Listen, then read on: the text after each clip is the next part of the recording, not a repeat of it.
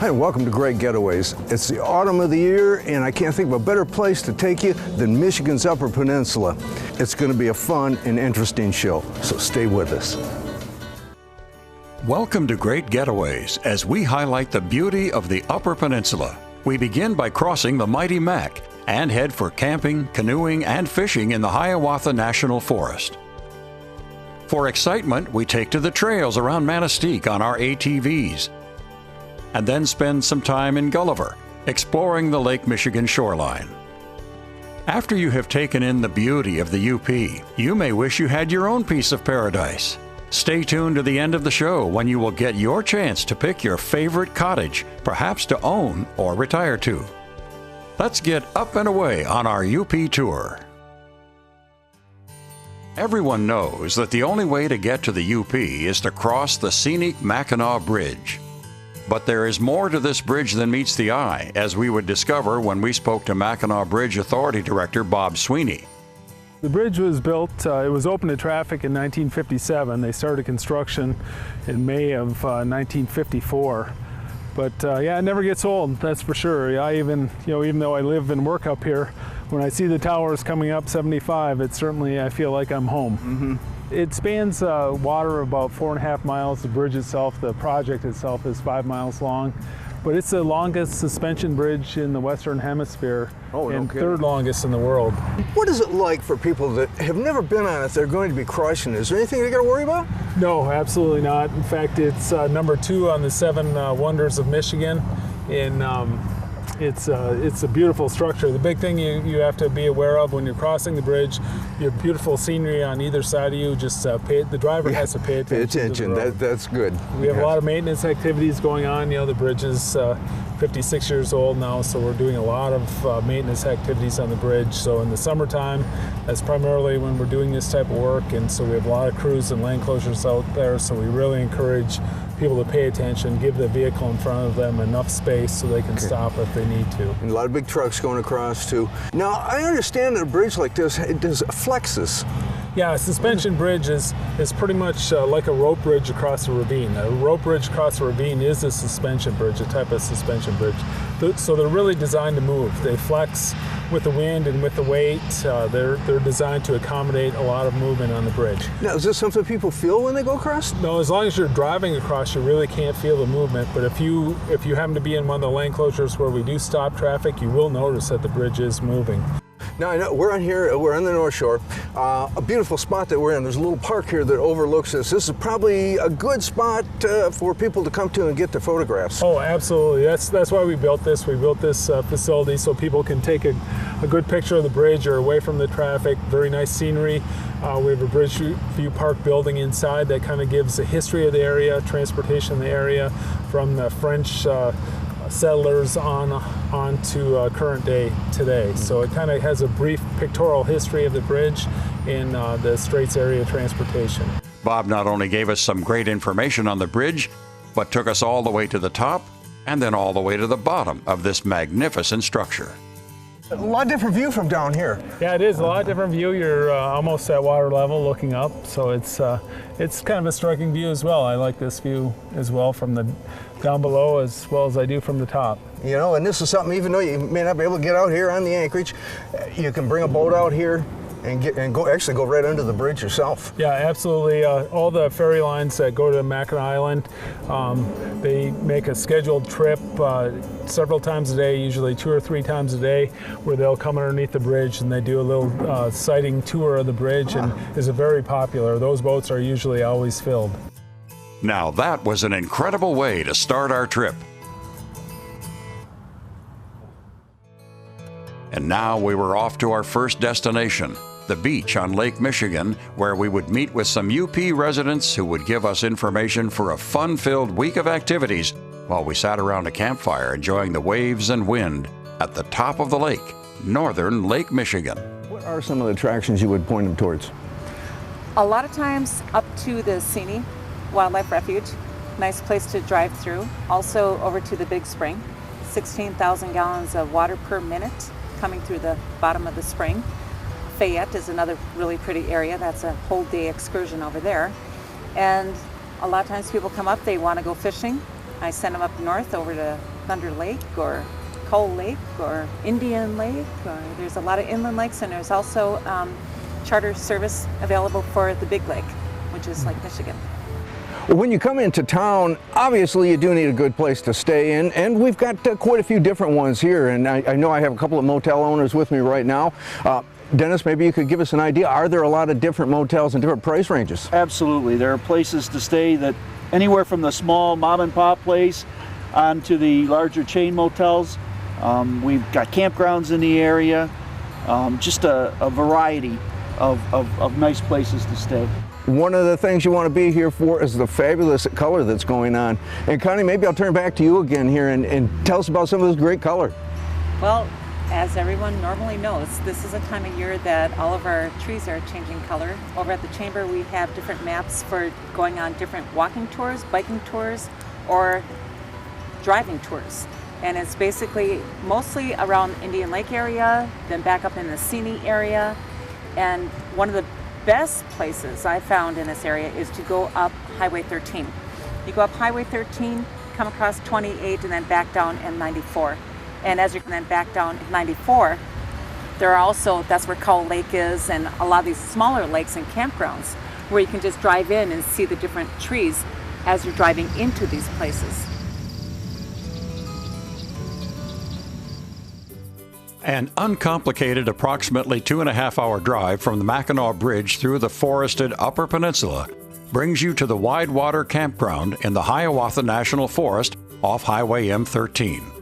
The campground, nestled along the Indian River, is open May 15th through September 30th. Choose from one of the 34 large, forested, well-spaced sites for your camp. After putting up the tent and setting up camp in the private, secluded area, you'll be ready for a relaxing camping experience. There are tables and grills at each site, and the campground has approved drinking water pumps and vault toilets conveniently located throughout the campground. It is the perfect let-in for the Indian River. The Indian River was designated as a wild and scenic river in 1992 and is the most used recreational river in the entire Hiawatha National Forest. It is a gentle, free-flowing river, and the 36-mile stretch beginning at Fish River, flowing to Indian Lake, has been marked as a canoe trail where the canoeing and kayaking is excellent and the varied scenery is beautiful, from canyon-like banks and sharp curves to broad marshland reaches. As you course down the river, you will find it to be 30 to 50 feet wide and 1 to 3 feet deep, although it takes some skill to maneuver around whatever nature has left in the way. The Indian River has little or no rapids, and due to numerous springs feeding it late in the season, this river is known for some of the best water flowage of any river in the Upper Peninsula. Once a working river during the log driving era, now the Indian is a great river for a day paddle or a multi-day canoe trip, where you'll drift past northern hardwoods, mixed conifers, rolling hills, and marshlands. On longer trips, enjoy stopping for a respite along its shores. As I paddle back down the Indian River, I'm kind of reflecting on my day. We've had just one of the nicest fall days out here you could ask for. The temperatures were in the 60s. The colors, as you can see, are just coming out. Nobody's around. If you like people, this is not the place to be. There's just not a lot of people around here. We came out today on this beautiful lake. I think we've seen one other guy. And we paddled around and explored the lake a little bit. Just thoroughly enjoyed ourselves, and now we're headed back. Tom has certainly helped us discover a beautiful getaway on the river. The BRUNO'S Run Trail offers a 9-mile loop ideal for hiking and mountain biking in spring, summer, and fall, and snowshoeing in winter. This is an easy to moderate trail with some short, steep hills. The trail winds its way past a host of small lakes, runs over foothills, along overlooks, and through valleys. The many lakes and streams in the area and its variety of trees and other plants make it likely that while traveling the trail, you'll spot wildlife or signs of their coming and going. If you're alert, you are sure to have an enjoyable outing.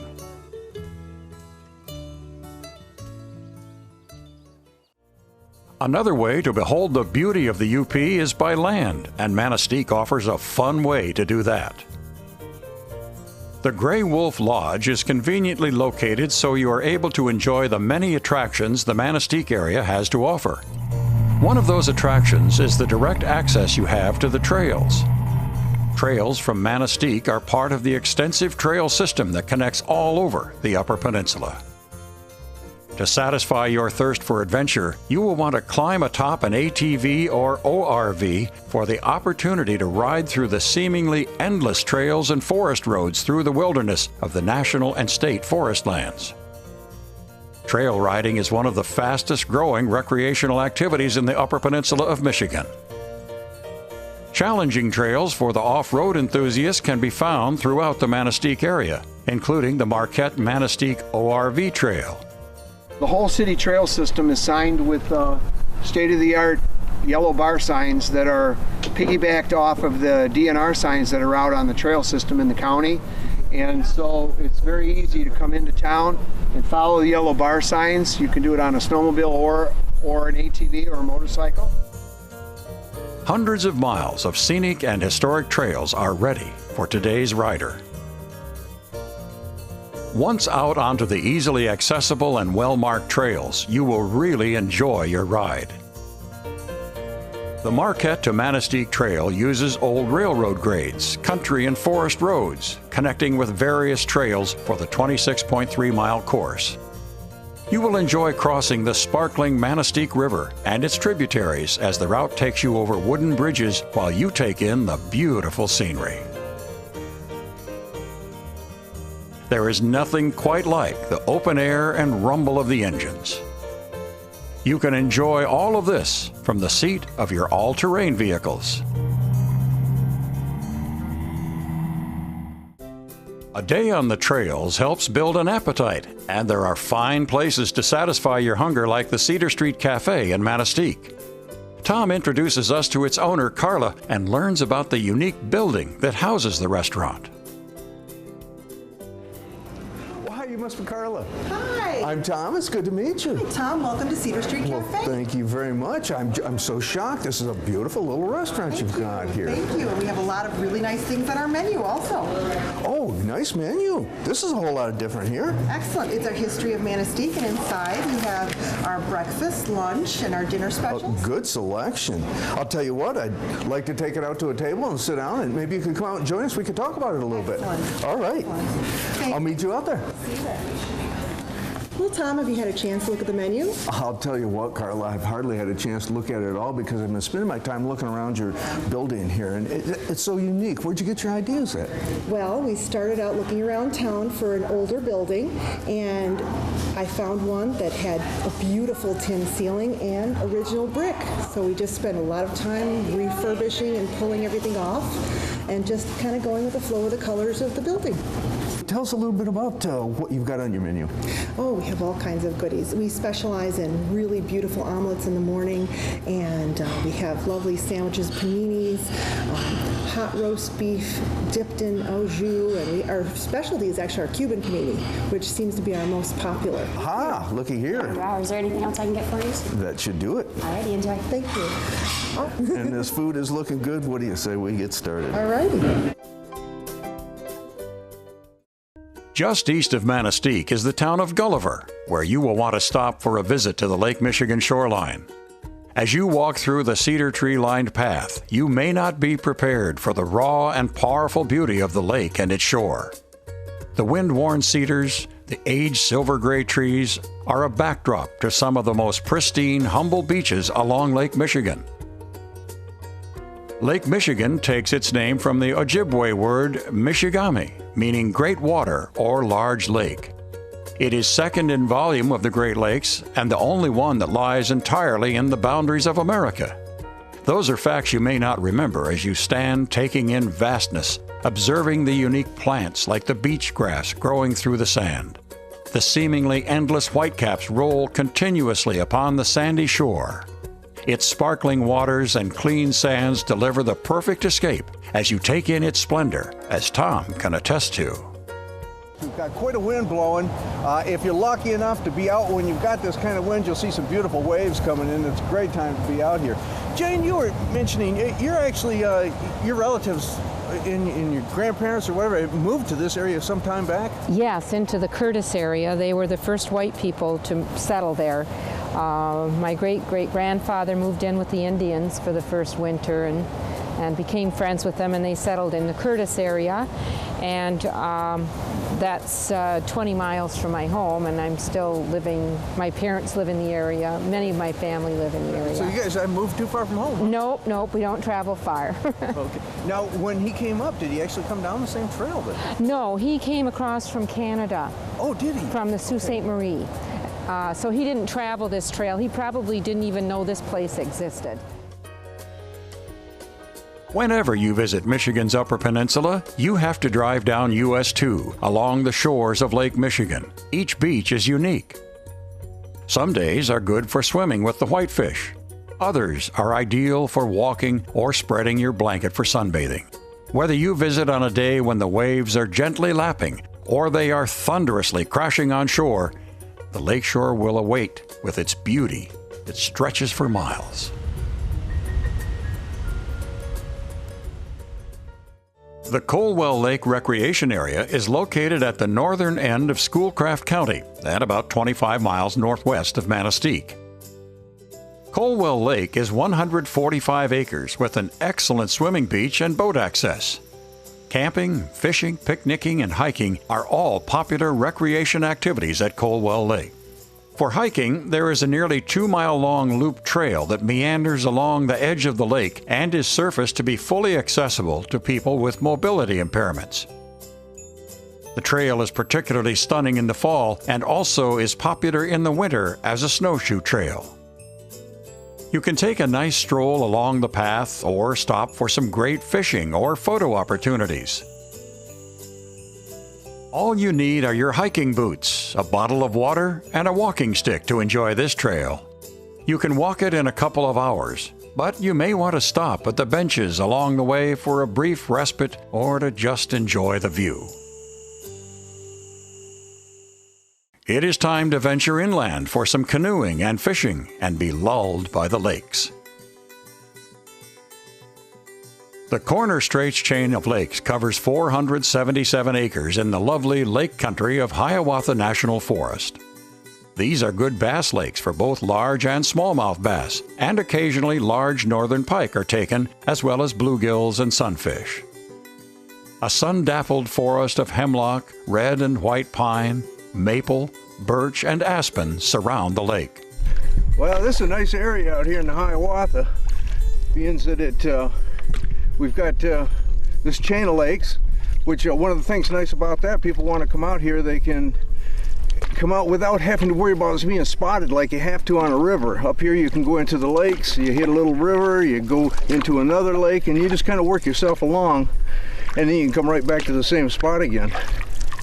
I know another nice thing about it is we're never far from town. You get out here, you do a little camping, you're doing a little canoeing like this, weather gets bad on you, or you just get tired, you want to go back and have a nice meal, you can always go into town. The lakes are clear with a hard sand bottom. Rainfall and snowmelt is filtered through sand and feeds clear spring water to the lakes. There is no better way to enjoy the clearness of the air, the clarity of the skies, and the boldness of the forests than to be canoeing, kayaking, or fishing on the larger straits or corner lakes, or the number of smaller lakes they connect to. Nature lovers are beckoned to unspoiled beauty and recreation opportunities on the small connecting lakes of the Hiawatha National Forest. Beauty and tranquility await the paddler who ventures onto the chain of lakes. Enjoy the simple beauty of the Hiawatha National Forest as you paddle past conifers, northern hemlock, white and red pine trees, marshlands, and rolling terrain. You can drop a line and angle for some warm water fish. The lake offers good fishing for a wide variety of fish. Be sure you've got your Michigan fishing license on you. It is required to fish anywhere in the state. Well, we really had a good time out there tonight. Appreciate you going with me. Well, thanks for having me. We went out there and I paddled around most of the time, and Al was trying for some of the fish, and we found some spots that looked good, and sure enough, he got a bite off and put another lure on. And even before he got the lure on, the boat must have spooked a fish, and that jumped out of the water right next to the boat. And of course, once the lure was on, they were gone again. But as you can see, there's just some beautiful color up here. We've got one of these magnificent fall days here in the UP where it's just the sun's shining and the colors are bright, and it's a great place to be up to. There are so many ways to enjoy the paradise called the Upper Peninsula of Michigan. Can you imagine living up here?